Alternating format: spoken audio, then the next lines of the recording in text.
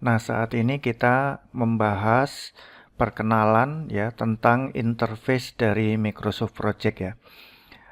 Nanti ketika kita akan mulai latihan, kita akan mulai dari blank project atau dari eh, kosong ya, dari tidak ada template sama sekali. Nah, karena ini perkenalan dan ketika Anda pertama kali membuka program Microsoft Project, maka inilah tampilan pertama kali muncul jendelanya. Kita diminta memilih template baru atau ke yang sudah ada. Jadi Microsoft Project tidak hanya dipakai di dunia konstruksi ya. Jadi pengertian proyek itu tidak mesti proyek konstruksi, tapi sebenarnya di sini bisa proyek apapun. Nah, di sini kita program ini disegmentasikan untuk penjadwalan, analisa budgeting gitu. Nah, terutama yang paling membantu dalam dunia proyek yaitu penjadwalan yang dia menggunakan sistem Gantt namanya. Nah, eh, kenapa tidak hanya untuk proyek konstruksi? Di sini ada beberapa template yang Anda bisa gunakan. Sebagai contoh, di sini ada software development plan. Jadi ternyata ada project untuk membangun sebuah perangkat lunak. Di sini bisa untuk membuat budget karena pada masing-masing pekerjaan itu ada sumber daya atau resource yang isinya itu tenaga dan membutuhkan tenaga dan membutuhkan material, juga membutuhkan alat. Di sini juga commercial construction. Nanti kita di latihan akan memakai terapan membuat jadwal pelaksanaan di commercial construction karena menurut saya itu yang paling rumit dan nanti titik beratnya pada saat kita menyusun atau menyusun jadwal antar pekerjaan atau di dalam ini ada beberapa pekerjaan yang harus dihubungkan. Itu titik beratnya nanti. Residential construction ya.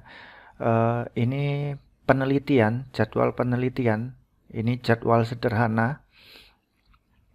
Business plan. Ini membuat laporan tahunan. Ya. Ini Project Management Institute.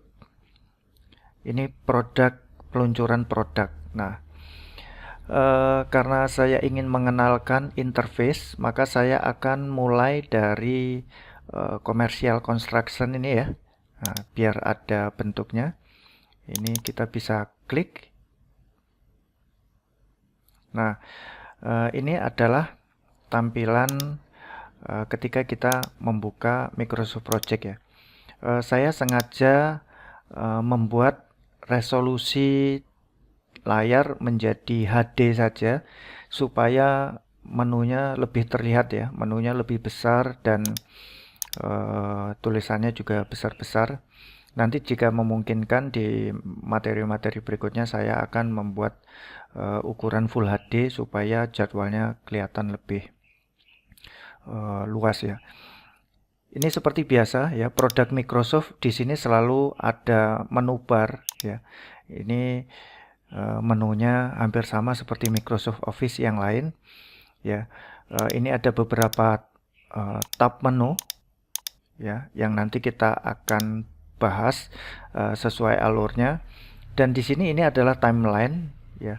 Timeline ini menunjukkan bahwa di sini ada ringkasan project sesuai dengan urutan waktu.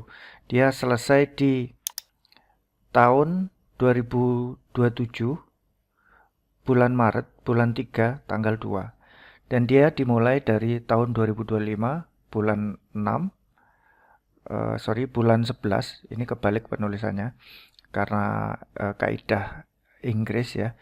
Jadi bulan 11 tanggal 6. Nah, dan di sini ini ada bagian Gantt chart di bawah. Ini timeline yang menunjukkan ringkasan waktu. Dan di sini adalah Gantt chart. Ini adalah daftar pekerjaan. Ini kolom durasi, ini kolom mulai pekerjaan dan kolom selesai. predecessor dan lain sebagainya. Kita bisa menginsert banyak kolom nanti di sini. Nah, terkesan ini seperti Excel ya, tapi kita tidak bisa memasukkan formula meskipun di tempat yang kosong ya. Nah, saya scroll paling bawah gini. Misalkan kita mau sama dengan 3 kali 2. Nah, itu nggak bisa ya.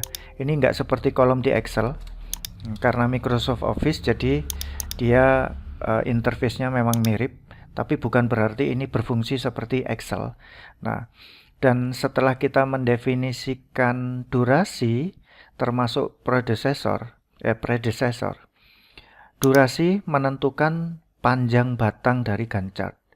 Nah, jadi ini misalkan ini saya zoom ya. Nah, saya zoom, saya besarkan gini. Untuk melakukan zoom bisa tekan kontrol dan scroll ke atas sehingga Gantt chart-nya semakin besar. Jadi durasi 2 minggu ini lebih pendek daripada durasi 12 minggu. Di sini 2 hari lebih pendek lagi. Nah, seperti ini. Kemudian di sini ada panah-panah yang menunjukkan alur. Ini ditentukan oleh predecessor atau hubungan antar pekerjaan ya. Jadi nanti kita bisa menentukan definisi apakah pekerjaan ini menunggu itu atau pekerjaan sama-sama, atau nanti ada 4 kondisi yang akan saya jelaskan di materi berikutnya. Nah, bentuk format Gantt chart inilah yang membuat Microsoft Project lebih unggul dari Microsoft Office lainnya untuk membuat penjadwalan. Karena dari format Gantt chart seperti ini kita lebih mudah untuk menganalisa perjalanan sebuah proyek, mengelola critical task ya. Pekerjaan-pekerjaan mana yang kita tidak boleh lengah dalam mengawasi pelaksanaannya. Nah, jadi ini memang bisa dibuat di Excel, tapi terlalu sulit dan manual. Karena di sini kemudahannya ketika kita mengubah durasi, maka dia otomatis menyesuaikan dan semua akan berhubungan, semua akan berpengaruh ke belakang-belakangnya semua. Ketika kita mengganti sebuah hubungan pekerjaan, oh, kamu bukan tergantung dari pekerjaan nomor 3, tapi kamu bergantung ke pekerjaan nomor 1 dan 2, itu bisa berubah semua penjadwalan, sehingga kita bisa menganalisa atau mengubah kebijakan untuk bisa mempercepat proyek atau menganalisa permasalahan ketika terjadi keterlambatan dalam pelaksanaan proyek ya. Nah, ini interface-nya ya. Kira-kira sampai jumpa di materi berikutnya. Terima kasih.